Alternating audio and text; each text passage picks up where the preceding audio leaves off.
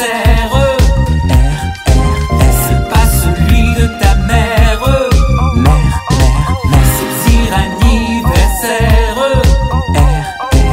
C'est pas celui de ta mère. On est de retour pour l'after, pour vous jouer des mauvais tours, vieille expression des années 2015. J'espère que vous allez bien, que vous avez passé un excellent week-end et que vous allez passer une super suite en notre compagnie parce que c'est l'âge after, forcément. Et il y a une petite nouvelle qui nous a rejoint, que vous voyez peut-être sur les réseaux sociaux de notre cher Nico Ferrero. Non, il n'est plus un cœur à prendre. C'est fini. Il est maqué, il a quelqu'un, ils se sont aimés. C'est vrai, vous vous aimez ? Je suis dingue d'elle. Oh, c'est chou comme tout. C'est fou, je suis dingue d'elle, c'est vrai. Mais vous êtes marrant en plus sur les réseaux sociaux. Je sais pas si vous avez vu leur réseau. Ils font les vidéos de couple. Eh oui, bah ouais. Bah, elle est tellement drôle aussi. En fait, c'est selon ce qui nous arrive, tu vois. Tout ce qu'on met sur les réseaux quand on fait des vidéos de couple et tout, c'est vraiment des trucs qui nous arrivent. C'est spontané, quoi. C'est spontané. Ouais. Ça nous arrivait à chaque fois dans la journée ou hier. Vous n'êtes pas en train d'écrire des trucs Non. ou de... Ouais. Je dis, des fois, on est dans le train et tout, je dis, elle me dit un truc drôle, je dis, putain, ça, on pourrait faire une vidéo parce que ça, c'est très, très drôle. Et après, on fait une vidéo, mais on fait sur le tas, tu vois, on prépare rien. Et mec, toi, t'es prof de pilates. Exactement. Alors, ça consiste en quoi le pilates? Il faut faire quoi? C'est du renforcement musculaire Ok. en profondeur. Ah, oui. Vous Moi, étiez fait j'adore pour ça. vous entendre. On a un coach fitness, une prof de pilates. Et de la profondeur. Voilà, et la profondeur. Voilà. Que demander de plus? Exact. Bon, mec, c'est ton premier talk? Exactement. Eh ben, tu vas voir, ça va super bien se passer. Tu sais quoi? Tu peux regarder la caméra en face de toi et tu dis « Chère agiatrice, cher agiateur », tout de suite, c'est le sommaire. Chère agiatrice, cher agiateur, tout de suite, c'est le sommaire. Dans ce nouvel épisode d'Age After, rejoignez Nico Ferrero pour une suite d'Aja pleine de révélations et de débats passionnants. Nico passera bien évidemment sur le grill de la question qui tue et répondra à nos interrogations sur ses relations actuelles avec Benji et Madi, une histoire passée, cachée avec Adixia, et on fera un bond avec lui sur ses anciennes amourettes. Coucou Emma Ketman. Dans la semaine 2, suivez les nouvelles aventures de Sarah Frézou. Mariée au premier regard, faites fourrer une polémique, parole choc du rappeur Al Capote. Souriez, vous êtes Frézou. Aja Firme fait son retour. La JLC Family revient avec une nouvelle saison explosive intitulée « Il brise le silence ». Vous assisterez à un duel d'opinion en plateau qui promet de faire des étincelles. Côté Up and Down, Nancy nous livre le bilan des apprentis aventuriers avec la victoire de Kevin et Moon et les confidences émouvantes de Moon sur son poids. Quant à Sam, il nous emmène dans un free down poignant, explorant la grossophobie banalisée dont Britney Spears a été victime dans les années 2000. Vous êtes prêts pour votre suite d'Aja préférée? J'espère, bien sûr, que vous êtes prêts pour votre suite d'Aja préférée. Il y a ma petite popo dans mon oreillette qui me... Attendez, qui me passe un petit message. Il y a quelqu'un qui veut nous... Maman, on a un petit message ça pour toi. Ah bon? C'est quoi le message? C'est ta fille? Oui. Parce qu'elle est en régie. Oui.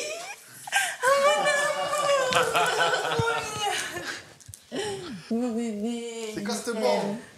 Tu nous présentes ta petite merveille? Tu dis bonjour à tout le monde? Bonjour Mia. Bonjour. Coucou Mia. Bonjour Mia, comment tu vas? Ah, moi, regarde. Oh, c'est choupinou comme tout. T'as pas le Covid? Regarde, je te présente Nico et Meg. Bisous, ma chérie. Elle est belle, hein? Merde. Ah bah dis donc. Elle a quel âge? Magnifique. T'as quel âge Mia? T'as 4 ans. Oh, ouais, c'est le free. Ça arrive, c'est pas grave, ma chérie. C'est pas grave. C'est pas grave. C'est pas grave, ma petite chérie. Bien, c'est même vraiment bien. Ça Faites des arrive. gosses. C'est tout ce qu'il demandait, ça. C'est pas grave. Et Allez, tu peux retourner tonton en Sam est drama queen. Alors c'est normal. Il ne faut pas s'inquiéter. Tu peux repartir en régie chérie, là t'as fait ta séquence. Allez ça y est, super. Ouais, ça y c'est est. le free. La tornade. En tout cas, c'est... Bah, dis donc, Bon bah voilà. Faites des gosses, c'est génial. elle est en forme, dis donc. Elle est belle comme tout ta Ah, fille. merci, c'est Alors, bah, gentil. je sais plus où j'en suis, moi, avec tout ça, mais c'est pas grave. Hein. Bah On ouais, est à la quand baraque. on a Hein. des pannes de nounous, il faut s'adapter. Donc déjà, Mais j'en oui, profite pour mais tu- remercier l'équipe de régie, ils sont adorables et ils s'occupent d'elle. Et elle peut ils venir. l'occupent pendant le Elle tournage. peut venir quand elle veut, hein, bien Ah, sûr. c'est Hein. cool, Même, ça fait même si plaisir. t'as la nounou et que tu veux l'amener, je veux dire, c'est un petit bonbon, ta fille. Bref, on va tout de suite passer à l'Aja pensée. Ah, j'adore cet Aja pensée. faites ça aussi au Pilates? Ah bon, il y a ça? Ouais. On respire sur 3 temps, on souffle sur 3 temps. Avec la musique et tout? Non, moi, je... dynamique. Cette rubrique Nico Ferrero... Ah, ça fait du bien d'inspirer comme ça. Cette rubrique Nico Ferrero va te plaire. Parce que Nico Ferrero, bah, en fait, il a de la profondeur. Il aime les choses profondes, Nico. Il aime philosopher, il aime la philosophie. J'adore. Pour ce faire, je vous propose la pensée suivante pour ouvrir cette émission. On va la découvrir ensemble. Peut-être que moins d'hommes se sentiraient démasculinisés par le féminisme si leur virilité reposait sur autre chose que l'oppression des femmes. Je répète, peut-être que moins d'hommes se sentiraient démasculinisés par le féminisme si leur virilité reposait sur autre chose que l'oppression des femmes. Qu'est-ce que ça t'évoque, Nancy? Ça m'évoque les hommes un peu cons qui ont ce complexe d'infériorité. Parce qu'en réalité, il faut avoir un complexe d'infériorité pour avoir besoin pour se sentir démasculinisé par le féminisme, en réalité. C'est que tu te sens supérieur à une femme juste en l'oppressant, en réalité. Juste parce que tu oppresserais une femme ou que tu aurais plus de droits qu'elle, alors tu te sentirais supérieur. Moi, je pense que c'est les personnes seulement complexées, se sentant inférieures déjà, des personnes complexées. Nico, ça te parle? Je sais que t'aimes la philo. Ouais, je suis d'accord. Je suis d'accord. Mais il y a beaucoup d'hommes comme ça, en fait, qui ont ce complexe de... En fait, c'est un complexe de soi-disant pour eux, supériorité. Mais alors que pas du tout. Moi, avec Mégane... Elle s'appelle Meg. Hein. Ouais, avec Meg. Comme j'en parle souvent, je trouve qu'on est sur 50-50. Il n'y a pas un qui est supérieur, l'autre qui veut prendre le dessus. Non, des fois, on se dit les choses et je trouve qu'il y a un vrai équilibre. Ce truc qu'avant, je ne retrouvais pas. Mais on va voir si l'équilibre est présent parce qu'alors, mon cher Nico, tu vas passer sur le grill de la question qui tue, bien sûr. Alors, peut-être qu'il y aura des questions qui risquent d'être un petit peu gênantes. Je suis désolé par avance, Mégane, mais on a tous eu un passé. Évidemment qu'il y a eu du passé. Tu l'acceptes, ce passé? J'accepte, c'est pour ça que je suis là d'ailleurs. Je l'accompagne, je Tu le fais connais? partie du futur. Est-ce que tu le connais déjà, le passé? Oui. Ou tu vas le découvrir sur ce plateau? Normalement, je le connais. Eh bien, on va le découvrir peut-être sur ce plateau, ce passé, au travers de la question qui tue.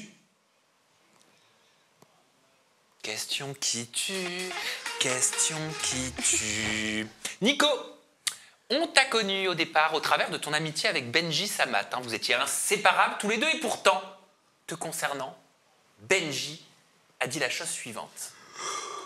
On a eu des différends avec Nicolas, on lui a tendu la main sur certaines choses, mais il a fait preuve d'ingratitude. Nico, ma question qui tue est la suivante. J'ai envie de savoir, dans quelles circonstances t'es-tu montré ingrat face à Benji Samat, celui qui t'a fait intégrer le milieu de la télé-réalité? Il n'y a pas eu d'ingratitude, absolument pas. Parce que lui sait ce que je pense de lui, moi je sais ce que je pense, je sais ce qu'il pense de moi. Il n'y a pas eu d'ingratitude, après on en a parlé, c'est juste je pense sur le temps de la colère qu'il a sorti ça, et puis voilà, maintenant c'est passé. C'est passé, on a réglé les comptes, et dans tous les cas c'est mon frère, donc il peut me dire ça, et je sais très bien qu'il pense ça. Ça t'avait blessé d'entendre ça à l'époque? Ouais, bien sûr, venant de ton meilleur ami. Donc c'est normal que ça te blesse, ça m'a fait très mal même. Oui, puis tu t'attends pas forcément à avoir des mots comme ça d'un meilleur ami publiquement. Bien sûr, bien sûr. Surtout quand on se connaît et qu'on sait que tout ce qu'on a traversé ensemble. Aujourd'hui, comment ça se passe? J'ai vu que tu étais à leur mariage en septembre dernier. Ah oui, Au mariage de Benji et magnifique.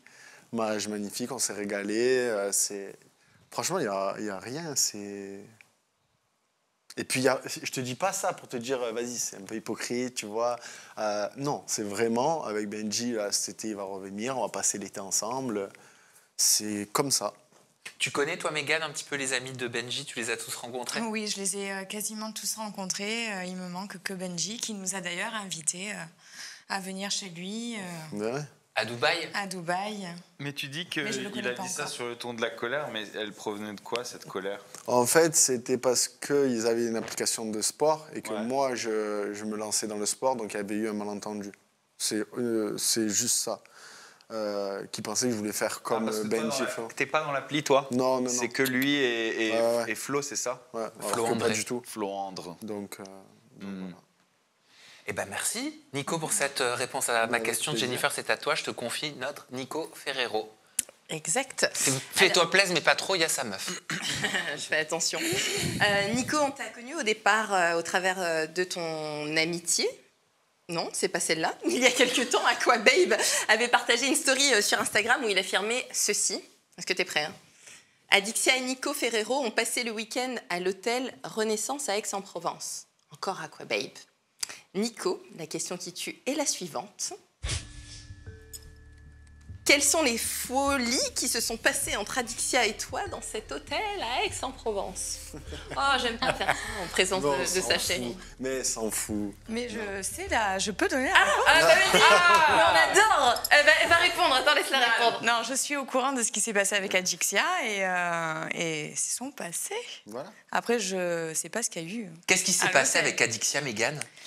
Je sais qu'ils se sont courus derrière, qu'ils ont une relation. Et même avant que j'arrive dans la vie de Nico, je sais qu'elle était encore un peu là. Non. Non, non. Ah, arrête de mentir à Mégane, quand même. Non, mais arrête de mentir. Non, c'est pas vrai. Non, je t'explique. Moi, ce qui s'est passé avec Adixia, c'est aussi simple. C'est qu'elle a voulu visiter Aix, moi aussi. Donc, du coup, on s'est rencontrés à Aix, tout simplement. Non, ça a duré vraiment quelques temps. Ouais, mais tu l'as revu cet été? Non, absolument pas. Je ne l'ai pas vu cet été. Ah bon, ça va. Non, c'était il y a un moment de ça.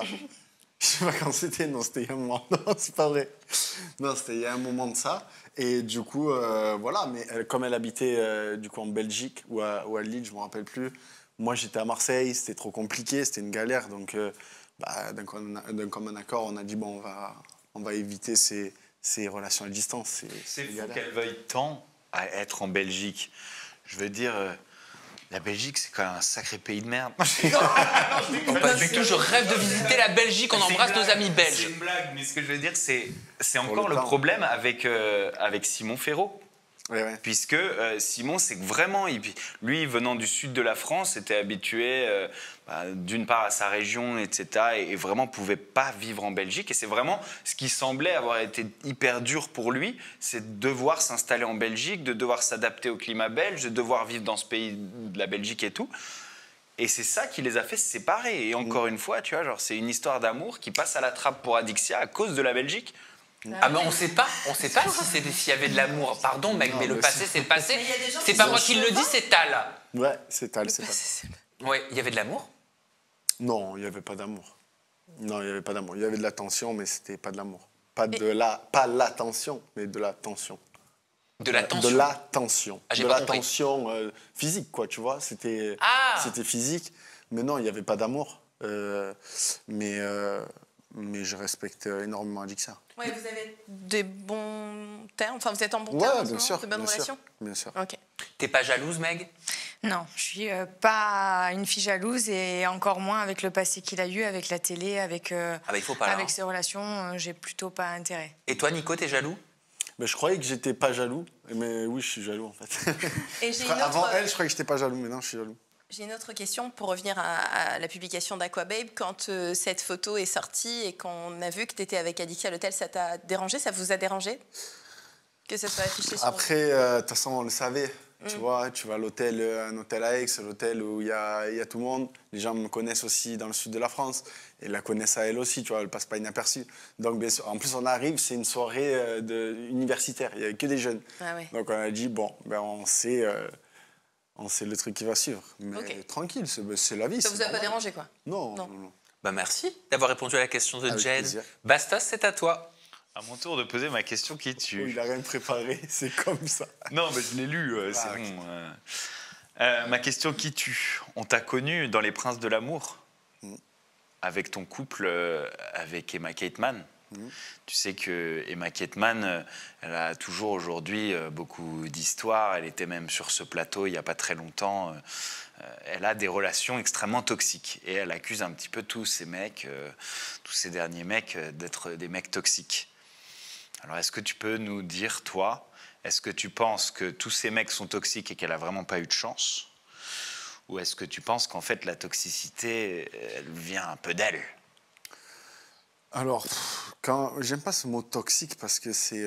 C'est elle qui le dit. Voilà, toxique, pour moi, c'est une relation passionnelle Mais tu sais, il y a beaucoup d'ego, beaucoup de fierté, et ça se déchire, ça se dispute d'un côté et de l'autre, ça se trompe, ça si. Avec Emma, on a passé 2 semaines ensemble dans Les Princes de l'amour.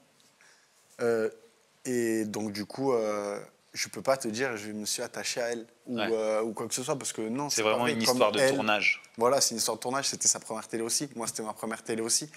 Et donc, non, on n'est pas tombé amoureux. Donc, c'est vrai qu'elle en a fait tout un plat au début avec Nico, elle s'est mise dans tous ses états et tout. Mais en vrai, en soi, si on sait comment ça se passe, tout ça.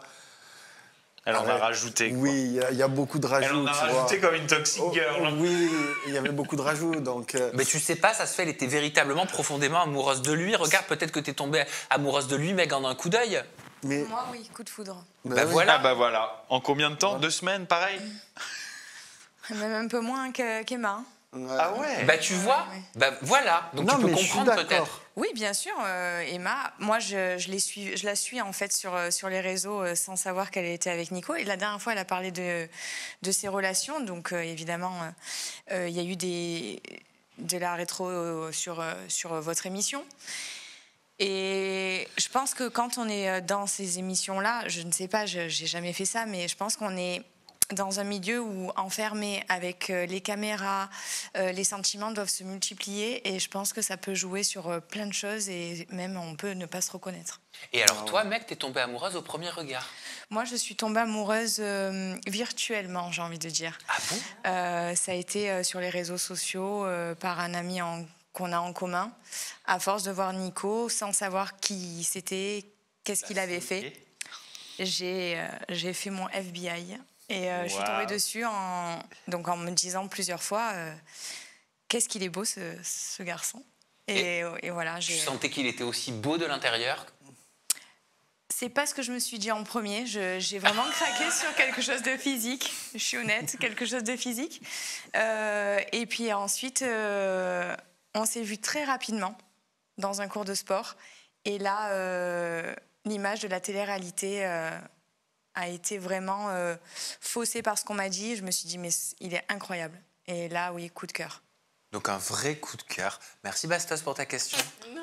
Avec plaisir, si je peux leur faire se faire des bisous. Non, merci beaucoup. Ça, Nancy, c'est à toi pour ta première question qui tue à notre Nico Ferrero. Alors, depuis que tu as quitté la télé-réalité, Nico, tu as trouvé l'amour avec Meg. Du coup, ma question, est-ce que vous avez peut-être des projets d'avenir, mariage, bébé en vue? Alors, pression. non, justement, je n'ai aucune pression, mais ce que la vie me donne, je prends, tu vois.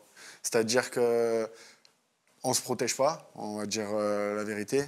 Et si demain elle venait à tomber enceinte, moi je serais le plus heureux du monde. Comme je pense qu'elle aussi, elle serait la plus heureuse du monde. Et dans tous les cas, c'est la vie, c'est Dieu qui donne ça. Donc moi, en tout cas, ça me ferait plaisir. Ça me ferait rien, ça me ferait plaisir. Après, mariage, mais c'est pas la vie qui donne.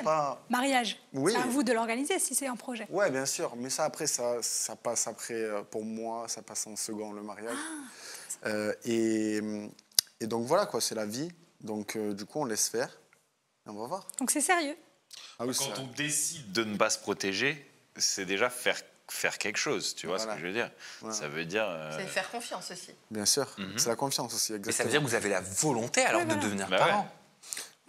Pas forcément pour le moment, parce qu'elle aussi, elle a ses projets. Moi bon, aussi, si j'ai vous ne des vous protégez pas, vous allez devenir parent. Exactement, mais je veux dire, tu vois, on arrive à un âge où on se dit, bon, ben, vas-y, on laisse faire les choses. Et puis, ça serait pas surprenant, quoi, tu vois. Et ben, peut-être qu'on aura une bonne nouvelle pour vous, parce que ça a l'air de vous plaire si c'est le cas prochainement. Merci Nico, merci Meg pour vos réponses à nos questions qui tuent. On va poursuivre tout de suite cette émission avec la semaine 2. La semaine 2, Sarah Frézou a été stalkée sur les réseaux sociaux. On va vous parler Mariée au premier regard, fête foraine, du rappeur Al Capote. Si vous ne voyez pas encore de lien, vous allez découvrir tout ça. Oui, tu peux souffler, Jennifer. T'as raison. Sarah Frézou, elle aurait pu faire 4 mariages pour une lune de miel ou Mariée au premier regard. On va commencer avec cette première vidéo dans laquelle Sarah se confie sur cette émission iconique d'M6. Découvrez. me marier au premier regard. On va pas se mentir. On va pas se mentir. Au premier regard, si la personne, elle arrive et physiquement, elle te plaît pas, elle est éclatée, voilà, je dis non. Bah, tu peux dire non, c'est pas interdit. Ouais, mais ça sert à quoi faire de l'émission? Non, mais en fait, je t'explique. Tu dois donner certains critères quand même, hein, pour cette émission. C'est pas comme ça. Hein. Non, non, non. Il y a des gens, voilà, ils auront ramené des gens. Moi, j'ai frère. pas vu, hein. Non, non, non. Toi, tu connais pas la télé. Moi, je fais partie de la télé. Tu connais pas les moi, j'ai backstage. vu, je veux dire, en gros. Non, non, non. Toi, tu connais pas les backstage. T'as déjà vu une belle caravane Les émissions de télé, ils veulent des scènes choquantes. Ils veulent que les gens réagissent. Oui, c'est vrai que c'est pas du tout pareil dans Les Anges. Non, mais franchement, Sarah Frézou, elle a longtemps reproché au public des réseaux sociaux de lui parler tout le temps, continuellement, perpétuellement de ses mariages, de la ramener tout le temps à ses mariages, de la réduire aussi à ses mariages et aux hommes avec qui elle avait pu faire des vœux. Elle en parle beaucoup. Tu le disais, Jennifer, il y a quelques jours dans The Power, elle en parle, elle se joque beaucoup elle-même dessus, et même en story. Vous comprenez, Nancy? Ouais, moi je pense que finalement, c'est que ça lui déplaisait pas tant que ça. Qu'on lui fasse autant la remarque, puisque c'est elle maintenant qui en reparle. Je pense qu'elle en joue beaucoup. Et elle aime bien être un peu sur le devant de la scène. Elle a un peu le syndrome du personnage principal. Donc dès que ça parle plus trop d'elle, elle va ressortir ce qui buzz. Et puis... Ah, le syndrome du personnage principal, c'est quoi? Je trouve qu'elle l'a beaucoup, Sarah Frézou. Elle parle souvent d'elle, elle aime bien se remettre sur le devant de la scène. Donc voilà, elle en reparle. Et c'est donc la preuve que ça n'a jamais vraiment tant été un complexe pour elle, quoi, finalement. Bastos. Moi, je pense que ça peut l'avoir été et qu'avec le temps, elle a pu gagner en autodérision vis-à-vis de ce sujet et qu'aujourd'hui, elle utilise cette autodérision pour faire du buzz sur les réseaux sociaux, pour faire rigoler les gens, etc. Je veux dire, c'est un peu dans ce domaine Maïsan qui a montré la voie dans la télé avec l'autodérision. Et puis, beaucoup ont suivi et ont commencé à se moquer de choses qui leur faisaient du mal avant. Et en fait, je pense que ça les a même aidés pour beaucoup à être plus heureux dans leur vie. Oui. De prendre du recul par rapport à leur malheur ou aux choses qui pouvaient un petit peu les agacer ou leur faire du mal avant. Et puis, finalement, à se rendre compte que si tu le prends avec humour, les gens vont en rigoler. Et puis on évolue. Ce qui nous faisait du mal à un moment donné ne nous le fait plus à un autre. Il y a une différence entre le prendre mal, là elle pourrait très bien ne plus le prendre mal parce qu'elle a évolué sur ses complexes, et en parler tout le temps. Quand tu as été complexé à un moment de ta vie, tu vas pas non plus en reparler tout le temps.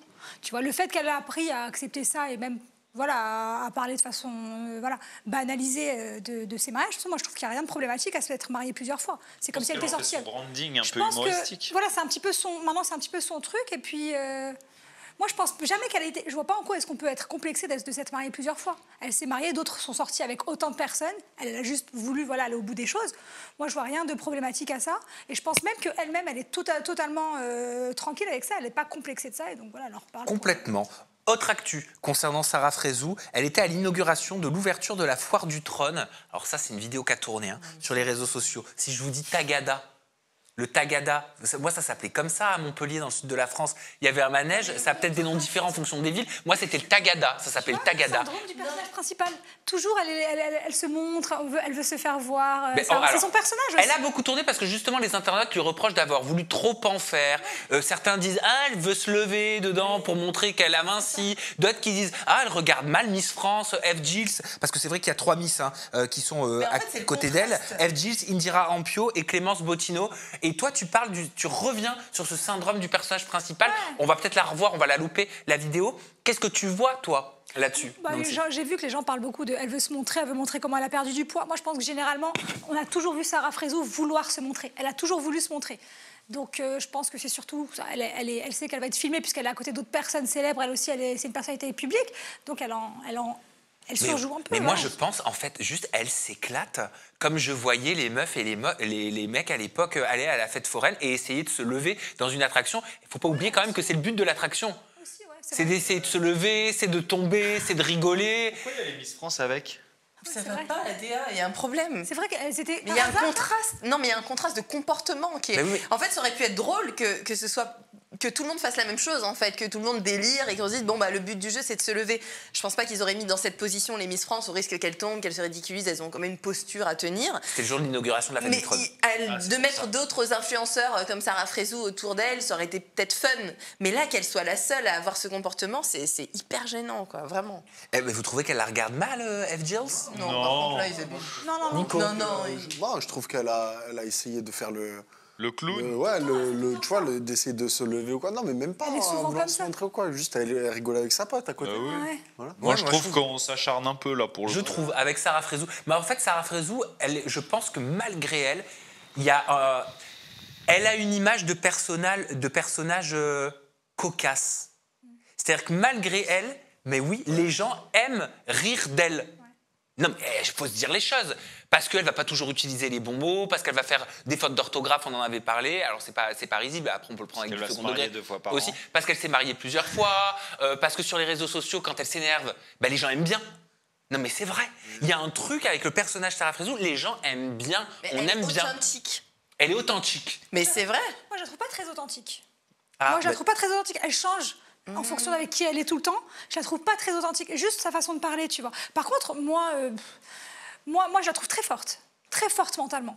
Parce qu'avec tout ce qu'elle se prend à chaque fois, pour très peu, on la critique. C'est d'ailleurs, le saviez-vous? Après, elle affiche aussi ses faiblesses. Hein. Quand elle vit des choses compliquées, elle le montre. Elle dit que ça va pas, elle pleure sur les réseaux sociaux. Mais donc, comme d'autres. Mais oui. Non, mais je veux dire, elle affiche aussi des faiblesses. Elle affiche pas qu'un visage de personne super forte. Mais Le saviez-vous? Je vous disais concernant Eve Gilles, notre ancienne Miss France, elle s'est faite critiquer et clasher après avoir dévoilé le visage de son conjoint dans Danse avec les stars. Vous avez vu cette information? Oh purée, j'avais pas vu ça. Elle moi. s'est faite lyncher sur les réseaux sociaux. Pourquoi? Parce que d'après les internautes, son compagnon n'était pas à la hauteur de sa beauté. Waouh! Ça a été, vous êtes passé à côté Alors, de ça. quand elle a été élue, tout le monde a dit qu'elle était moche. Maintenant, elle a un mec et ils disent qu'il est pas lui, il est pas beau. Oh, les débiles, mon Dieu. Oui, ça se passe comme ça. C'est vraiment ridicule. Ça se passe comme ça sur les réseaux et Ça se fait pas pour le mec. ça se fait pas pour le mec, ça se fait pas pour elle. Et puis ça veut dire quoi? Ça veut dire en gros, il y a un degré de beauté pour pouvoir être avec quelqu'un. Exactement. Au contraire, ça témoigne. Peu importe qui ils auraient mis à côté Merci d'elle. de m'interrompre Pardon, à chaque excuse-moi. fois. Pardon, Non, pardon, là, pardon. j'en ai marre, là. Ah, pardon. Vas-y. Non, au contraire, je trouve que ça témoigne que lui ne corresponde pas aux standards de beauté actuels des hommes. Ça témoigne de la profondeur de Miss France et de sa manière de passer outre quelque chose d'aussi superficiel que la beauté physique, quoi. Et enfin, est-ce que vous connaissez le rappeur Al Capote? Non, Al Capone, je connais, mais pas Al Capote. Eh ben oui, mais moi comme toi, quand voilà. même. Moi, Non, je je connaissais te Al jure que Capone. non. Je connais pas Al Capote. C'est un rappeur lyriciste français bien connu. Tu nous fais le portrait Ah non, quand même. d'Al Capote? C'est vrai, faut le connaître. Ah ouais, c'est Ah ouais. quelqu'un, ouais. Il Bon, est très marrant. Moi, j'ai découvert Al Capote au travers justement de cette semaine de Sarah Frézou. Concernant Sarah Frézou, il a fait réagir à la toile parce qu'il a déclaré Alka, donc tac tac, voilà, vous avez ça là, voilà. Oui, Alka, tout, même les grosses obèses comme Sarah Frézou. Désolé, j'avais du mal à le dire. Je trouve ça horrible. C'est horrible. C'est horrible. Voilà, donc je retardais l'échéance. C'est horrible, mais des propos horribles comme ça, il y en a beaucoup dans les chansons. Mais visés Et comme ça. Il en a fait sa marque de fabrique Et d'ailleurs. dans le Al rap. Capote, c'est un rappeur qui a des lyrics très choquants. C'est son but. Mais vous validez des lyrics comme ça, même pour une chanson? Non. Non, Nancy? Bon. Il se donne un style. Ben ouais, Tu mais vois, bon, ça, quand même.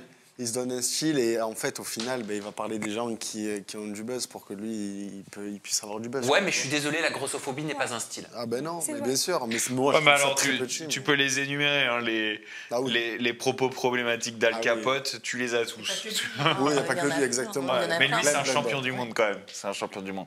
Mais c'est sa marque de fabrique et puis il fait ça aussi avec pas mal d'humour et voilà, c'est pour ça que ça Et en passe. plus, elle est même plus. Mais à la limite, tenir des propos comme ça, C'est vrai. choquants, sur des choix des gens, ok. Mais là, sur son poids, je trouve que c'est pas, Puis c'est il a pas un ramené à ça à comportement chaque qu'elle a eu, fois. c'est vraiment un physique. Ah, c'est bon. C'est petit. On va poursuivre cette émission avec une obèse. ancienne rubrique qui fait son Ouais, retour, une c'est peu obèse. Âge affirme.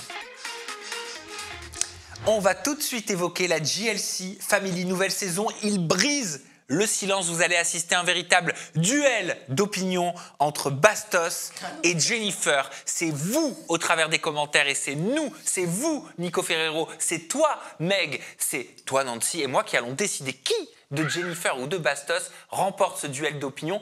Qui nous a le plus convaincu? Alors, c'est le retour en effet de la GLC Family sur nos écrans. La diffusion, elle commence le 27 avril prochain sur TFX. Le nom de cette nouvelle saison, Il brise le silence. L'affiche promo qui fait penser beaucoup à la famille Kardashian. Il faut le dire, quand même, après 3 ans d'absence, Jazz et sa famille sont prêts, a priori, à briser le silence et à dévoiler tous leurs secrets. Vous retrouverez Jazz, Laurent, leurs enfants, Emin, Maïsan, Noémie. Et d'après les rumeurs, Sissika n'aurait pas souhaité être dans cette saison car il ne souhaiterait plus faire de télé-réalité. Jennifer, toi tu penses, tu es persuadée, tu es convaincu mordicus que cette nouvelle saison de la JLC Family va cartonner sur TFX. Ouais, moi je pense que ça va fonctionner. Bastos, Je vais argumenter. tu es certain que ça va être un flop monumental? Ouais, mais je vais avoir du mal à défendre mon sujet parce qu'elle va m'interrompre tout le temps. Eh non, elle va pas t'interrompre parce que vous allez avoir chacun le temps de développer vos arguments. Anticiper sur le fait qu'elle m'interrompt Oui. tout le temps.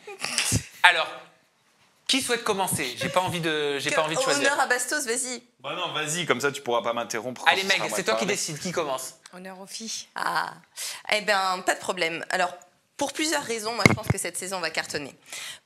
Première raison, ça fait 3 ans qu'on n'a pas vu ce programme à l'antenne. Il y a eu 3 ans d'absence de la JLC Family pour cause de nombreux scandales, et notamment le plus gros complément d'enquête qui avait mis l'accent sur tous les agissements de Laurent, etc. Et donc, s'en sont suivis de nombreux scandales sur la toile, des scandales qui ont affolé les réseaux sociaux.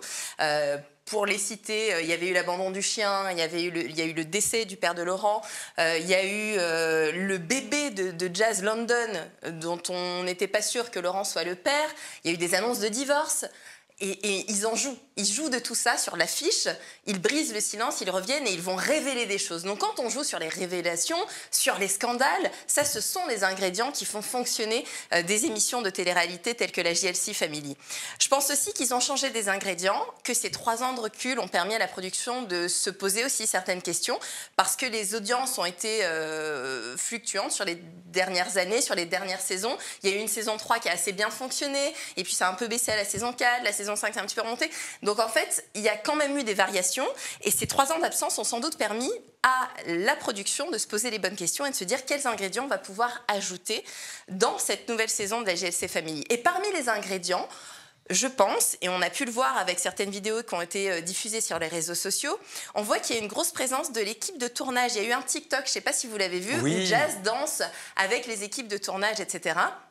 Et ça fait un peu écho à ce qui se passe dans la télé-réalité de la famille Kardashian, où en fait, les techniciens et l'équipe de tournage fait partie intégrante de l'émission. En tout cas, on les voit les saluer, etc.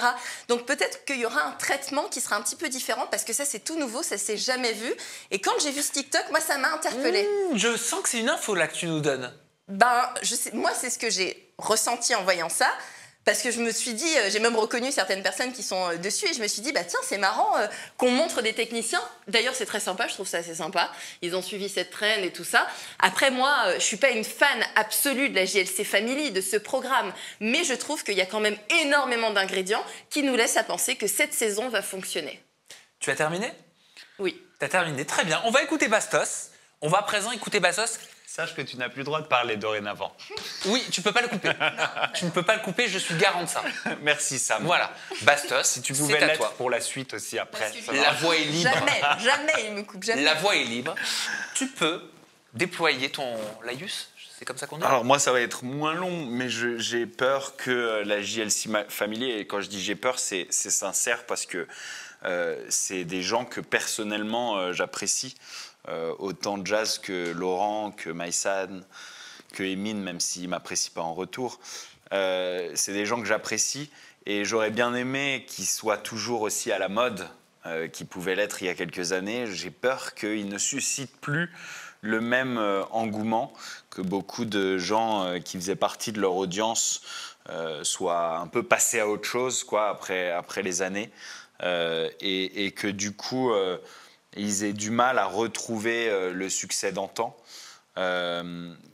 J'ai pu aussi un peu observer ce changement d'engouement dans les dernières fois où je les ai rencontrés, alors qu'à l'époque, dès que la JLC Family était là, c'était oh, la JLC Family est là, les passants étaient en délire, tout le monde ne regardait qu'eux. On n'a plus ça, on ne ressent plus ce phénomène à ce point, et je pense que c'est révélateur voilà, d'une tendance qui est passée de mode. Moi, le petit espoir que je leur laisse, c'est Maïsan. Maïsan qui rejoint la JLC Family et Maïsan qui a derrière elle une communauté extrêmement engagée, qui la suit vraiment assidûment et qui arrive là avec son embrouille avec Jazz historique, où Jazz continue à essayer par tous les moyens que Emin et Maïsan se séparent. Et puis, cette espèce d'histoire d'amour on and off qui dure depuis la bataille des clans entre Maïsan et Emin et qui fait couler beaucoup d'encre, qui fait parler énormément. On sait qu'ils ont eu des hauts très hauts et des bas très bas. Et c'est le petit espoir que je leur laisse. Je trouve qu'ils ont eu bien raison de ramener Maïsan pour avoir cette histoire avec Emin, cette histoire avec Jazz. Mais j'ai bien peur que la JLC Family soit passée de mode. Bah merci, Bastos, de nous avoir expliqué pourquoi, selon toi, la JLC Family ne fonctionnera pas sur TFX. Vous avez écouté le discours de Jennifer. Pour elle, elle vous a expliqué quels sont les ingrédients qui vont faire que ça va cartonner. Bastos vous explique pourquoi, selon lui, malgré son faible espoir, ça ne va pas marcher. Je me tourne dans un premier temps vers nos invités. Nico, Mégane, qui de Bastos ou de Jennifer vous a le plus convaincu? Mégane. Alors moi, c'est rigolo parce que j'ai assisté au mariage. J'ai été présente à leur mariage à Jazz et Laurent. Ah bon? Oui. Comment ça se fait? J'étais avant danseuse professionnelle et du coup, je faisais la robe à champagne de leur mariage. C'est quoi ça, faire la robe à champagne? Il m'avait prise dans une robe à champagne, tout en ferraille, où je distribuais 200 coupes de champagne. Wow. Donc j'étais parmi eux, à leur mariage. Oui, j'ai vu ça dans des events, parce que je me suis renseignée sur des events. C'est des robes comme ça, en effet, en ferraille, et tu as toutes les coupes de champagne, et en gros, les invités se servent, ils prennent de la robe de non, la mais c'est fou qu'elle ait assisté avec ce soit elle. Ah, tu savais découvrir. C'est dingue, tu savais pas? Non. Tu mens. Je te jure, elle me l'a jamais dit. C'est pas vrai. Oui. Ouais, c'est vrai, je te l'ai jamais dit. Mais pourquoi tu l'as pas dit? Je voulais venir sur ce plateau pour lui dire ce soir, aujourd'hui. Ben voilà, je découvre des secrets. Alors du coup, c'était bien. Voilà, j'ai vraiment apprécié les deux personnes, très avenants, très gentils, très bienveillants avec nous les artistes. Donc je vais me tourner vers Jennifer parce que j'aimerais beaucoup que ça marche pour eux, que ça les relance peut-être. Moi aussi, j'aimerais beaucoup. Oui, la question, c'est pas est-ce qu'on aimerait, c'est est-ce que ça va. Moi, je pense que ça va fonctionner parce qu'on les apprécie. Moi, d'avoir pu les toucher autant, j'espère que ça va marcher. Oui, et ne vous inquiétez pas, c'est un rat qu'il y a dans les gouttières. Oui, a priori, c'est Ratatouille. Il prépare le dîner. Voilà, toutes celles et ceux qui regardent mes interviews entendent parfois Ratatouille passer par là. Si tu nous écoutes, tu peux partir, s'il te plaît. Merci.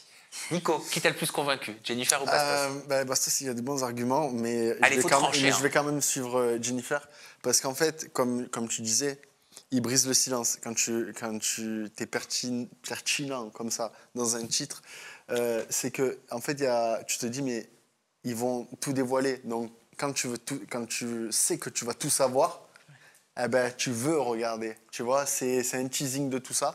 Donc moi je pense que vraiment ça va cartonner. Nancy, qui t'a le plus convaincu? Moi j'ai trouvé les arguments de Jennifer top, vraiment bien même suivis. Par contre, mon intuition me pousse à être d'accord avec Bastos. Déjà, moi, de base, personnellement, je n'ai jamais suivi la JLC.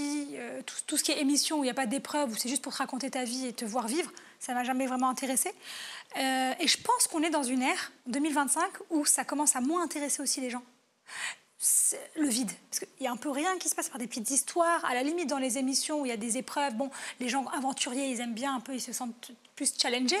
Mais je pense qu'en 2025, c'est pas parce que c'est jazz, hein. Je pense qu'en 2025, ces émissions-là n'ont plus leur place. Mais après, voilà, c'est qu'un avis. Du coup, je serais plus d'accord à la télé. Donc, plus leur place à la télé. Ah, c'est à la télé, c'est sur TFX. Voilà, je pense qu'en 2025... Alors que sur Snap, par exemple, avec Nasdaq ou HMI, carrément, on est sur du vide aussi.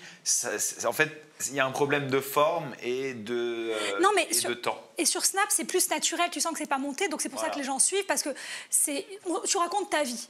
Voilà, c'est un peu une télé-réalité, mais en mode très naturel. Alors que là, c'est une télé-réalité tellement scénarisée que je pense qu'en 2025, ça fonctionne même plus pour les Kardashians. Ouais. Oui, bah c'est sur Disney+, en streaming. Et ça fonctionne même plus, alors qu'ils ont été payés très... déprogrammés. Tu vois, la question exactement. moi, que je me pose, c'est voilà, c'est cette phrase, il brise le silence. Je l'entends un peu quand même comme une phrase générique. Ils brisent le silence. Est-ce qu'ils vont véritablement briser le silence ou est-ce qu'ils vont briser le silence qui les arrange? Est-ce qu'ils vont véritablement tout dire? Est-ce qu'ils vont parler du copy trading? Tout le monde a quasiment oublié pour quel silence on veut qu'ils brisent. Tu vois ce que je veux dire? Voilà, c'est ça aussi. Honnête, je ne saurais même pas quelle réponse j'attends de la JLC aujourd'hui. Quelle question? Après, il y a une chose quand même à soulever, c'est que je trouve que c'est une des dernières familles, ça fait partie des derniers candidats de télé-réalité encore à Dubaï, en famille, qui ont un train de vie, je trouve, et qui montrent un train de vie avec une maison incroyable, extraordinaire, dans des endroits de fou. Bah si, quand même. Bon, Thibaut et Jess aussi. Ouais, je préfère voir les vlogs de Thibaut et Jess, dans ce cas-là. Les vlogs, petits vlogs, tu vois une belle famille. Maddy et... Comment il s'appelle encore, son pote? Et Benji. Mais il n'y a pas assez de scandales dans ces familles-là. Elles sont trop lisses, elles sont mignonnes. Alors, on aime bien les suivre sur Snap, etc. Mais pour faire un programme un peu comme une série... Ouais, mais les scandales, c'est sur les réseaux qu'on aime les consommer. Pas que, dans les séries aussi, dans les fictions. T'as raison aussi, parce que c'est un peu la seule famille qui invite souvent des amis chez eux. Ils sont plus qu'une famille, ils ont aussi plein d'amis qui sont souvent chez eux. Alors que dans les autres familles, tu vois pas forcément ça. Donc, il y a beaucoup plus d'ambiance. Ils ont un plus grand entourage et c'est ce qui fait aussi que ça a marché pour eux, pour le coup. Mais après, personnellement, je pense qu'en 2025, que ce soit la JLC Family ou les Kardashians, je pense plus que ce soit à la télé ce qui va le plus marcher. Après, ce qui peut fonctionner, c'est justement, on le disait dans une précédente émission, c'est que le public à la télévision est plus âgé que sur les réseaux sociaux. Donc, tu as peut-être plus envie de regarder un Dynasty Show où tous les jours, tu te dis, allez, super, à 18h, je vais avoir mon petit épisode. Tu vois, je vais me prendre l'apéro devant, je rentre du travail, je le regarde. Est-ce qu'on aurait envie de voir un truc bien léché, monté comme ça sur les réseaux sociaux? Non, on veut voir un truc un peu brut, ou alors on veut voir Jazz en story qui va répondre à une grosse dinguerie qui a été dite, tu vois, ou qui va s'énerver. Mais peut-être que justement ça peut fonctionner parce que le public a l'âge à la télévision de le regarder. En tout cas, à leur décharge, ils ne pouvaient pas prendre leur Snap et faire comme Nasdaq, puisqu'ils en ont plus. Oui, c'est vrai. Ah oui, tous leurs snaps ont sauté. Leurs snaps, leurs réseaux sociaux, eux, ils sont vraiment constamment en train d'essayer de trouver un nouveau réseau sur lequel ils vont pouvoir communiquer parce que genre, plus personne ne les veut. Mais il y a WeScoop, Sebdadi. WeScoop, ça peut être une solution. On est bêtes, ils ont qu'à se mettre sur Mime. Non, mais c'est vrai. Mais ils peuvent pas recréer un Snap, tout simplement, quand ils l'ont plus? Non. C'est un truc de fou, même avec un masque. Ils sont interdits de Snap. Ah, d'accord. Même avec un masque. Demain, ils mettent un masque, ils créent une identité, c'est mort. Ouais, je crois que... en fait, personne ne les suivra s'ils ont un masque et qu'ils créent une identité. Ça peut être une DA. Hein. Ça peut être une DA, mais personne ne le saura. Dès qu'on saura devinez qui il change de voix. Franchement, ça pourrait être sympa. Bon, on va tout de suite passer au up and down, parce que ma petite Nancy, c'est toi qui vas nous présenter ton mood. Allez, let's go. Airflip. Nancy, c'est à toi. Est-ce que c'est un up ou est-ce que c'est un down? C'est un up. Un up pour les apprentis aventuriers, l'émission des apprentis aventuriers, qui, selon moi, a été une des meilleures saisons, en fait. Une des meilleures saisons. Je pense que c'est notamment la division plage-jungle qui a peut-être fait que cette année, on a senti quelque chose de différent. Donc moi, j'ai vraiment beaucoup apprécié cette saison. D'ailleurs, j'ai remarqué que sur Internet, sur les réseaux sociaux, il y avait des personnes qui avaient fait un parallèle que j'avais fait notamment aussi, entre l'émission des apprentis aventuriers et la société capitaliste dans laquelle on vit. Ah, je l'ai vu. Tu l'as vu, très intéressant. Tu peux nous l'expliquer un petit peu? Bien sûr. Donc, on a cette division dans cette saison des apprentis aventuriers entre les personnes qui seraient dans la jungle et les personnes qui seraient sur la plage. Cette division se fait dès le premier jour. Donc, dès le premier jour, il y a une petite épreuve qui fait que, donc, directement, tu seras ou placé sur la plage, là où tu as beaucoup plus, t'as plus de nourriture. Tu dors mieux, tu dors dans une cabane, sur un hamac. Et donc, si tu réussis directement l'épreuve, tu iras sur la plage avec 3 autres équipes. Et puis, si tu rates la première épreuve, tu te retrouveras dans la jungle où il y a beaucoup moins de nourriture, où les conditions de vie sont bien plus difficiles. Donc, on voit que cette division, tout de suite, se crée dès le premier jour. Sauf que il y a donc plein de personnes qui ont notamment fait le parallèle avec cette société dans laquelle on vit, entre les riches et les pauvres, puisque dans la jungle, tu as beaucoup moins de moyens. Et donc, on a remarqué aussi, ça a souvent été soulevé, que c'est un peu ce qui se passe. Aujourd'hui, les riches, souvent, on va leur reprocher de ne pas forcément avoir mérité ce qu'ils ont parce qu'ils sont nés avec, alors que ceux de la jungle, on l'a vu à travers toutes les émissions chaque jour, quoi.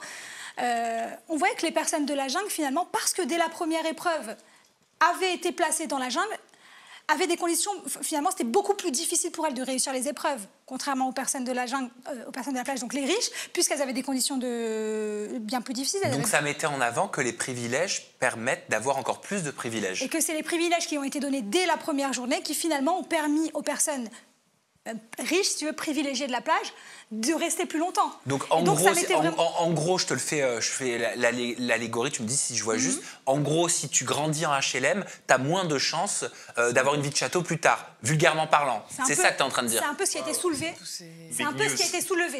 Bah ouais, non mais j'essaie de comprendre. Non mais moi je trouve ça intéressant, parce que finalement on voit un peu les riches qui ont été riches juste à cause d'une épreuve et qui finalement, parce que, enfin, quand je dis les riches, je distingue riches et pauvres, la jungle et la plage. Enfin, la plage et la jungle plutôt. Chance, quoi. Tu vois, un peu par chance, et que de là, ils ont eu beaucoup plus de chance dès le début de garder, de maintenir leur place, puisqu'ils avaient des hamacs pour dormir, ils avaient de la nourriture moins chère que sur la jungle, donc c'était plus simple pour eux de se nourrir, donc de mieux réussir les épreuves, tout ça à cause d'une journée. Sauf que l'aventure dure presque un mois ou je ne sais pas combien de temps. Donc il y a eu beaucoup de... Donc ça a été soulevé sur les réseaux sociaux, cette distinction, ce parallèle qui pouvait être fait entre la société actuelle. Et il y a eu aussi un autre parallèle qui a pu être fait avec le racisme. On voyait avec une équipe, les Oranges, qui n'appréciait pas une autre équipe, l'équipe des Rouges, sans voir forcément de raison. Et cette équipe des Rouges, donc, qui faisait partie de la jungle, dès qu'elle a intégré la plage, a été remise de... Vraiment, elle a été... l'équipe qui était déjà là-bas, donc l'équipe des Oranges, l'a très mal accueillie. Donc il y a pas mal de personnes aussi qui ont soulevé la discrimination qu'on pouvait voir aussi dans la société actuelle. Il y a aussi un autre point que moi j'ai soulevé, c'était... la psychologie, parce que finalement, on voit que les personnes, une fois qu'elles atteignent la plage, une fois qu'elles sont dans des conditions bien plus confortables, on observe mieux leurs défauts. C'est-à-dire JP, il était hyper exécrable, hyper virulent avec les rouges sans raison. Après, lui, il avait pour le coup, dès le début, été sur la plage. Mais quand il est reparti dans la jungle à un moment, il était bien plus sympa, parce qu'il n'avait pas les mêmes conditions de vie. Donc moi, j'ai remarqué, c'est un point que j'ai soulevé personnellement, que je n'ai pas vu sur les réseaux. Au niveau psychologique, on observe aussi que les gens, quand ils n'ont pas les moyens, qu'ils vivent les mêmes galères, ils sont plus tolérants. Il y a une cohésion. Il y a une certaine cohésion. Et c'est ce qui a été aussi soulevé. C'est un peu, voilà, dans la galère, on va s'aimer. Mais une fois qu'on va faire de l'argent, il y aura d'autres problématiques qui vont venir. Et on observait bien plus les défauts chez les gens de la plage. L'argent ferait perdre quoi? La gentillesse, l'empathie, l'humanité, le rapport à l'autre? Après, tu sais, c'est ce qu'on... partage. Le partage. Ouais. Une fois que... Souvent, on va remarquer que plus tu vas avoir d'argent, c'est un petit peu le truc de dire, entre une personne qui a 100 € et qui te donne 50 € et une personne qui a 100 000 € sur son compte et qui te donne 2 000 €. Tu préfères qui? Tu préfères celle qui te donne 50 € si tu en as moins, mais c'est la moitié de ce qu'elle a, ou tu préférerais recevoir 2 000 €, bien plus que 50, mais c'est quand même un très petit pourcentage sur toute la... Là, comme ça, sans réfléchir, sans philosopher, je te dirais, je préfère les 2000 balles. Ah, ok, mais quelqu'un d'autre te dira...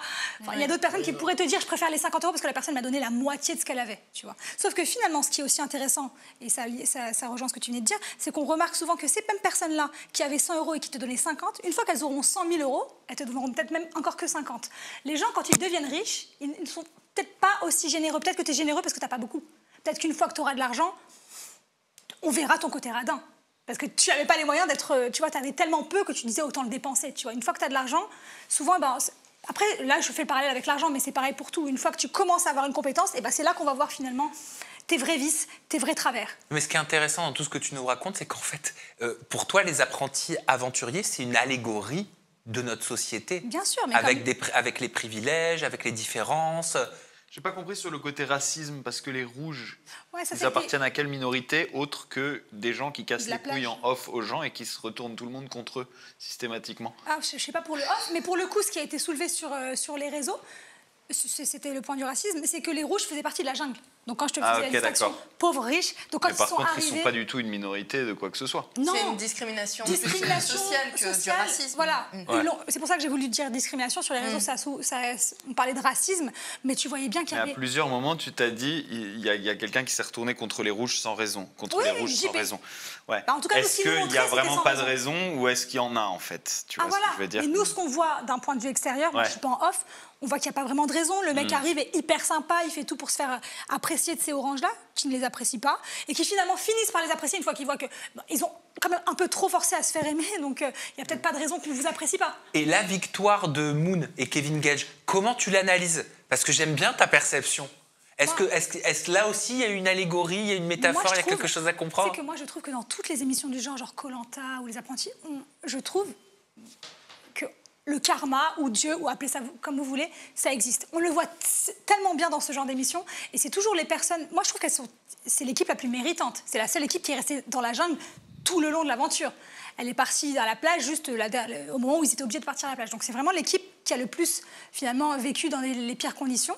Moon, elle a énormément pris sur elle. Elle faisait un poids de 35 kilos quand elle est arrivée dans cette aventure. 35 kilos, on la voyait quand même pas...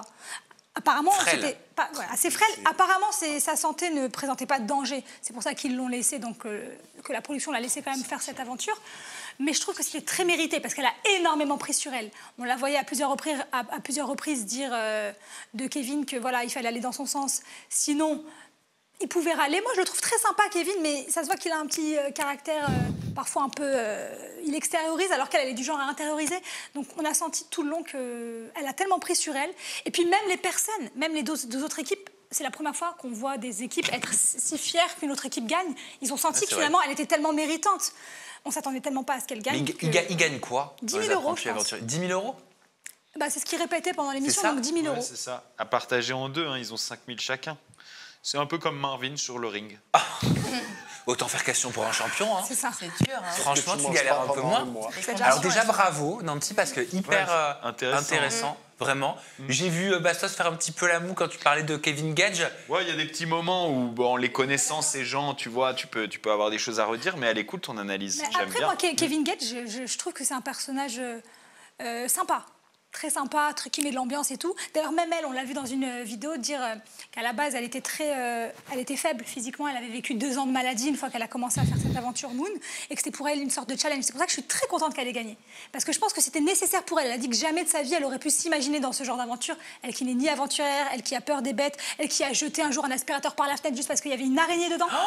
Donc on voit voilà, c'est pas son mindset. Et puis finalement, cette aventure lui a permis de changer de mindset et elle a pris du poids après ça. Elle a repris goût à la nourriture. Elle expliquait qu'avant, elle mangeait juste pour manger, pas par plaisir. Donc je pense que cette aventure a eu ça l'a beaucoup aidée, elle le dit. Et donc j'espère qu'elle continue dans cette lancée. Elle a pris du poids aujourd'hui. Elle a repris le poids qu'elle avait perdu pendant 2 ans. Donc je pense que cette aventure, je pense qu'en fait, il n'y a personne d'autre à qui ça aurait fait plus de bien qu'à Moon. Je suis tellement contente qu'elle ait gagné cette aventure. Et vous, Nico et Meg, est-ce que vous pourriez participer à une émission comme Les Apprentis Aventuriers? Oui. Franchement, c'est la seule, on va dire, télé-réalité que je pourrais refaire. Et avec Meg, parce qu'elle est... Bon, après, j'espère juste que c'est pas pendant ses règles, parce que sinon, ça va être insupportable. Mais tu sais que les garçons aussi ont leurs règles. Hein? Les garçons aussi ont leurs règles d'une certaine manière, avec leurs humeurs mensuelles. Alors, je t'explique. J'ai une patience, ça. Et d'ailleurs, ton énergie, elle est en même temps que mes règles. Ouais, c'est ça. Non, oui, moi, vraiment, les apprentis aventuriers, c'est quelque chose qui me tente sur le côté très challenge sportif. Sur ce côté sport qu'on est, quoi. Vous seriez trop forts tous les deux, ça serait abusé. Ouais. Jamais je vous fais venir. Ah vous seriez trop forts. Bah oui, genre 2 hyper sportifs comme ça, vous filmeriez tout le monde. Par contre, Meg, tends-moi ta main comme ça, s'il te plaît. Ok, attends, rapproche ta main. Je peux, Nico? Je peux, Meg? Bien sûr. Okay. Attends, je vois du sable, je vois des lianes, je vois une amie, je vois TF1. Il y a une amie à toi qui a fait Koh-Lanta? Oui. Oui. Une de mes meilleures amies qui a fait Koh-Lanta. Ah ouais, c'était quand? C'était quelle édition? C'était en 2016. Mathilde dont je suis très proche. Et moi, je rêvais de faire Koh-Lanta.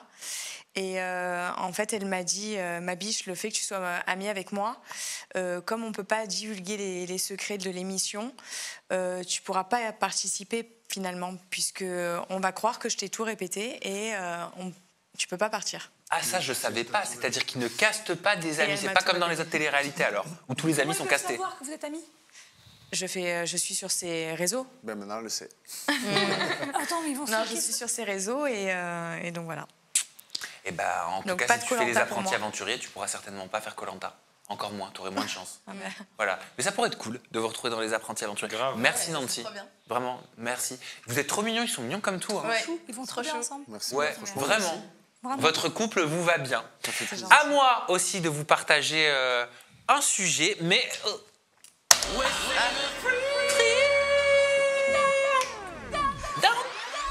Exact, c'est un free down. C'est un free down. Et c'est un free down, alors je suis tombé dessus. Sur les réseaux sociaux, on parlait l'émission dernière, je crois que c'était l'émission... Oui, pardon, je me rebraille. Je me touche rien d'autre, hein, rassurez-vous. On parlait l'émission dernière de la grossophobie un petit peu latente, de cette mode de maigrir, etc. Et je suis retombé, c'est venu à moi sur les réseaux sociaux, sur un article de l'époque qu'on va tout de suite revoir et analyser, que je trouve intéressant, parce que ça montre peut-être qu'une époque est terminée et qu'on en vit une autre. Je me souviens, moi, dans la presse à scandale française, là c'est un article anglais, vous l'avez peut-être vu sur les réseaux, on pouvait voir la pop star qui était Britney Spears, comme vous le voyez là, avec écrit en gros titre « Britney's bigger than ever ». Britney plus grosse que jamais. Et il montre une photo qui n'est pas à son avantage, où elle est en plein concert, enfin, je ne la trouve pas grosse du tout, mais en vrai, peu importe, grosse ou mince. D'ailleurs, elle en aura fait une chanson par la suite, You want a piece of me, que je sois grosse ou mince, vous me prenez en photo, etc. Elle en parle dans cette chanson, et je vous invite à la réécouter sur Spotify, vous lui ferez de l'argent, et puis à son père maintenant. Et dans ces articles, il décortiquait ce qu'elle buvait, ce qu'elle mangeait. On la voyait boire une boisson latte Starbucks, parce qu'elle était fan de Starbucks, avec marqué « Elle vient de manger 500 calories ». Ses nuggets préférés, 600 calories. La gaufre, 800 calories. Le Red Bull, 350 calories. Et il t'expliquait pourquoi Britney était en fait devenue plus grosse que jamais. Et je trouve qu'aujourd'hui, j'ai l'impression, vous me dites si je me trompe, on ne pourrait plus voir ça. Et de retomber sur cet article, sur cette image, je me suis dit, mais sérieusement, à l'époque, on regardait ça, on achetait les magazines, on voyait ça. Est-ce que ça nous faisait réagir? Est-ce qu'on pensait quelque chose? Est-ce qu'on disait quelque chose? J'ai pas le souvenir. J'ai l'impression qu'on était là, tu sais, en mode presque un peu voyeur, un peu critique. Ah ouais, elle mange quoi? Ah ouais, ben c'est normal qu'elle ait pris du poids. Ah, j'espère que dans son prochain clip, elle aura maigri. Et je me dis qu'aujourd'hui, on pourrait plus du tout voir ça, que ça ne passerait plus, parce qu'on est d'accord que c'est une forme de... C'est de la... On parle de racisme systémique, mais là, c'est de la grossophobie systémique. Ouais, mais la grossophobie, elle a changé de mode, en fait. C'est plus sous-jacent, c'est plus sournois et peut-être plus dangereux aujourd'hui. Quand on voit ces trends de corps qui changent assez rapidement, etc. Alors, à cette époque, effectivement, ça nous faisait réagir. On en parlait au coin de au détour d'un café, etc. Nous, on était ados. Enfin, moi, à cette époque, j'étais ado. Sans doute que ça a eu une influence sur moi, sur ma génération, etc. Et ça a laissé des traces, en fait. Ça, c'est sûr. Mais effectivement, on ne verrait plus d'articles comme ça aujourd'hui.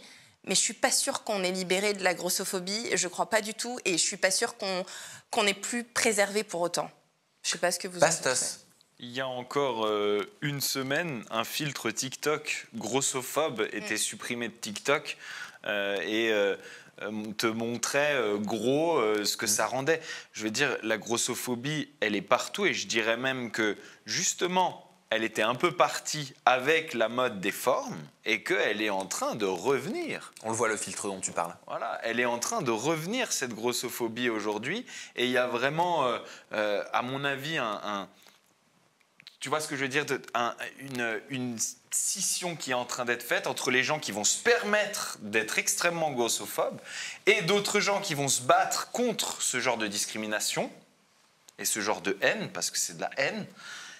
Et il va y avoir deux clans, mais la grossophobie, elle va être très présente. Alors, c'est plus insidieux, je trouve, au niveau du jargon, la différence entre les années 2000 et aujourd'hui. C'est-à-dire qu'à l'époque, on entendait beaucoup parler de régime, c'était le mot, régime, pilule minceur, pilule coupe-faim. Aujourd'hui, le jargon, il a changé. On entend parler, je trouve, et même peut-être que nous, on l'emploie. Moi aussi, je l'emploie, je crois. Je dis même plus que je suis au régime, je dis je fais un rééquilibrage alimentaire. Sur les réseaux, on entend parler de routine bien-être, de routine sport, de routine santé. On va plus parler de régime, mais on va dire ah, je fais une semaine détox. Tu vois? Je fais du jeûne intermittent. Ou alors, ah non, je veux pas mincir. Je fais de la tonification. Je ne critique pas, hein, parce qu'en fait, malgré nous, on l'emploie tous. Les mots ont changé. Mais dans tous les domaines. Femme de ménage, technicienne de surface, dans tous les domaines, tout a évolué. On prend plus de pincettes qu'avant dans tous les domaines. Mais est-ce que ça veut dire, Bastos il dit que la grossophobie elle est toujours très présente, est-ce que ça veut dire qu'elle est plus là comme avant, ou alors qu'elle est masquée par des termes qui conviennent un peu mieux à la société? Moi j'ai une réponse, une théorie. Moi je pense vraiment qu'en réalité, elle est moins là. Je pense qu'à force, parce que les gens ont honte maintenant. Maintenant, les gens qui seraient grossophobes, ok, je suis grossophobe, j'ai envie de commenter un truc, mais j'ai honte parce que je sais qu'on va me reprendre. Donc à force, les gens conscientisent. Ah, c'est peut-être gênant, ah, peut-être que j'ai pas envie qu'on me reprenne, j'ai pas envie de... Et petit à petit, à force de le conscientiser, eh ben, c'est un comportement qui s'adopte dans ton quotidien, dans tes habitudes. Et puis tu vas plus le faire parce que tu sais que c'est gênant. La gêne, ça change le comportement. Et donc regarde, moi je regardais juste Secret Story, les anciennes émissions. Benjamin Castaldi qui disait juste, donc là on n'est pas sur la grossophobie, mais ça a quand même évolué. Il disait, alors on va donner la valise rose, bien sûr pour la femme, et la valise bleue, bien sûr, pour l'homme. Aujourd'hui, on dit ça, on va se dire oh, mais attends, pourquoi rose pour la femme, bleu pour l'homme, tu vois? Et ce serait même... Bon, c'est moins problématique que là pour le poids de Sarah. Mais je pense qu'en fait, à force d'être gênée, à force de nous avoir montré qu'il y a des choses qui ne se font pas parce que ça ne se fait pas, les gens changent vraiment. Les gens changent réellement. Bastos. Je pense que c'est dans notre entourage qui va être taxé de woke, mais qu'on a toute une idéologie anti-woke qui est en train d'exploser et que cette idéologie anti-woke, elle n'a aucun mal à dire être grosse, c'est mauvais pour la santé et il faut être anti-prise de poids et il faut... tu vois ce que je veux dire? Comme on a pu voir Thibaut InShape, par exemple, le dire il y a quelques années.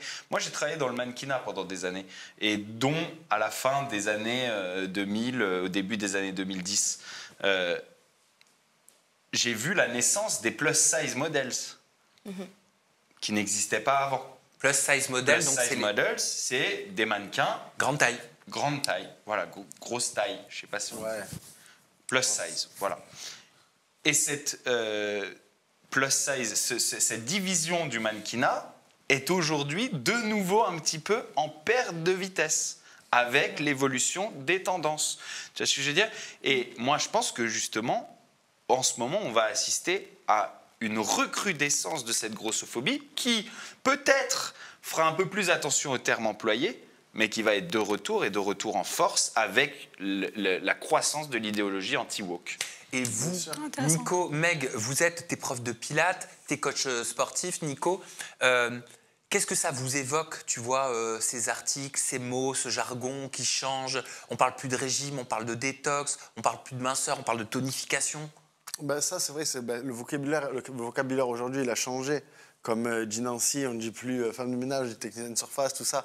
Bref. Mais en général, tout ce qu'ils font, les articles comme ça, ou les gens qui critiquent ceux qui prennent du poids, tout ça, en général, eux-mêmes se sentent très mal dans leur corps. Tu verras jamais un prof de sport dire « Putain, elle est gros, lui. Oh putain, elle est grosse, celle-là. » Tu vois, parce qu'on sait par où on est passé pour en arriver là.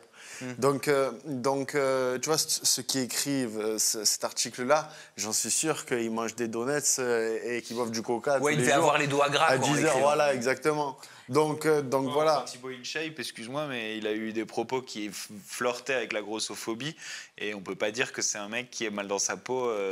Non, mais peut-être qu'il l'a été, tu vois. Après, il y a de tout. Il y a des gens aussi qui, malgré le fait qu'ils soient dans le fitness, dans l'accompagnement sportif, sont partis dans les extrêmes et en fait n'ont plus aucune tolérance pour les gens qui sont pas comme eux. Je pense qu'on trouve des gens comme ça partout. Moi, je pense... excuse-moi. Non, vas-y. Moi, je pense en fait que la grossophobie, on se rend compte qu'elle existera toujours quand? Pas dans les paroles, parce que là, les gens sont gênés, donc ils vont arrêter de le dire. Ça ne veut pas dire qu'ils arrêtent de le penser. Mais quand est-ce qu'on va vraiment se rendre compte que la grossophobie n'a jamais changé? C'est la même. Les gens qui sont grossophobes le sont toujours, et ça ne changera jamais. Quand on se rend compte que des personnes grosses, quand elles commettent, par exemple des célébrités, quand elles sont grosses et qu'elles ont un bad buzz, dès qu'elles perdent du poids, on oublie leur bad buzz. dès qu'elles deviennent très fines, on oublie totalement leur bad buzz. C'est très dommage que j'ai pas de nom en tête, mais je suis sûre que les gens qui vont entendre là auront des noms et peut-être, j'espère, commenter. Mais très souvent, et je l'ai souvent remarqué, les personnes, quand elles étaient grosses et qu'elles avaient un bad buzz, une fois qu'elles perdent du poids, une fois qu'elles s'embellissent, on oublie totalement leur bad buzz. C'est-à-dire, en fait, surtout quand elles la perdent du beauté poids. permettrait donc d'effacer les gens des sont mauvaises actions faites par le passé. On va oublier ton ancien comportement. On oublierait plus facilement. On oublie parce que tu n'es même plus la même personne. Je ne sais pas pourquoi, mais en tout cas, c'est ce qu'on observe. Et c'est peut-être pour ça, d'ailleurs, c'est plus la même personne, on oublie. Et tu sais quoi, il y a sûrement des gens qui vont commenter, en voyant l'émission, des noms de personnes à qui c'est passé. Non, mais c'est malheureux aussi, parce qu'il y a des gens donc, aussi qui font cette démarche de perte de poids, qui luttent pour perdre du poids, comme Sarah Frézou, par exemple, et à qui on rappelle toujours, à qui on remet toujours cette étiquette de personne en surpoids, comme le rappeur tout à l'heure, qui dit je machin tout, même les obèses comme Sarah Frézou. Et aujourd'hui, Sarah Frézou, elle n'est pas obèse, donc tu vois. Et en mais fait, tu vois, Sarah Frézou, elle a perdu du poids, mais pourtant, on n'oublie pas ses mauvaises actions. Mais elle n'a pas vraiment trop perdu du poids. Moi, quand je te parle de personnes qui sont vraiment très skinny, les personnes, quand elles deviennent très skinny, on oublie tout ce qu'elles font. Il y a beaucoup de personnes qui ont énormément perdu de poids et qui, d'un coup, deviennent un peu, tu sais, rentrent vraiment dans la tendance actuelle. Et ça y est, on oublie totalement leur passé. On ne parle plus de ça, alors que c'était très problématique encore il n'y a pas longtemps quand elle avait des kilos en plus. Mais c'est dommage que j'ai pas de nom parce que du coup... Mais c'est pas grave, on les aura certainement dans les commentaires. Bon bah voilà, on a amené à son terme cet âge after. Ça va, c'était cool mec ce premier plateau? Super. Pour toi? Ouais, T'étais merci pas trop beaucoup. stressée? Non, ça va. Jamais en compagnie de Nico? Jamais. Et même toute seule, de toute façon, t'as besoin de personne. Non, pas du tout. Maintenant, j'ai besoin de lui, ouais. Oh, c'est mignon, c'est beau. C'est de la rassurer à chaque fois. Pourquoi tu la rassures sur quoi? Non, mais parce que c'est pas facile de rentrer dans la vie de quelqu'un et que tu sais, il y a des projecteurs, tout ça, tu arrives dans une interview, elle ne devait même pas venir dans une interview, tu vois. Donc, les projecteurs. Non, mais c'est vrai. Alors, la fast life. Je m'en rendais pas compte au début, mais ouais. Non, mais c'est vrai. Je te taquine. Non, mais c'est vrai, être une star, c'est compliqué, tu vois. Les baguettes, le bling. Non, mais tu vois, et donc, il faut qu'elle accepte. Parce que si elle n'était pas forte mentalement, tout ça, je pense qu'elle m'aurait dit non, Nico, ça me plaît pas, me mets pas sur les réseaux, je viens pas avec toi à Paris ou quoi. Mais ça lui plaît, et donc, du coup, vas-y, viens. Je trouve ça trop mignon, en tout cas, que je t'ai entendu plusieurs fois aujourd'hui remercier Sam de t'inviter, alors que votre présence à deux fait du bien à l'émission. C'est trop cool que tu acceptes d'être là. Mais j'ai trouvé ça hyper mignon que tu remercies à plusieurs reprises Sam de te recevoir ici, quoi. Ouais, bien sûr. Bon, c'est un plaisir, et ça a été un plaisir, et t'es un petit rayon de soleil, et vous êtes trop mignons tous les deux. Ah, dis donc, hein, avec ses dents là, il irradie, et toi aussi. Voilà. Bref, merci d'avoir été avec nous une fois de plus pour cet âge after. C'était hyper cool de papoter comme ça. On a abordé des sujets qu'on n'avait encore jamais abordés là, et ça fait hyper plaisir. Voilà. Continuez à nous envoyer sur l'adresse email edito@samzira.com les idées de sujets dont vous avez envie qu'on parle. Voilà, tout ce que vous avez envie de nous dire, des suggestions, n'hésitez pas. edito@samzira.com. Merci beaucoup d'avoir été avec nous. Merci à la régie. Merci à vous. Merci à vous, agiatrices, agitateurs. On se retrouve très vite. Prenez soin de vous, des gens que vous aimez. Bye bye, ciao. On vous aime.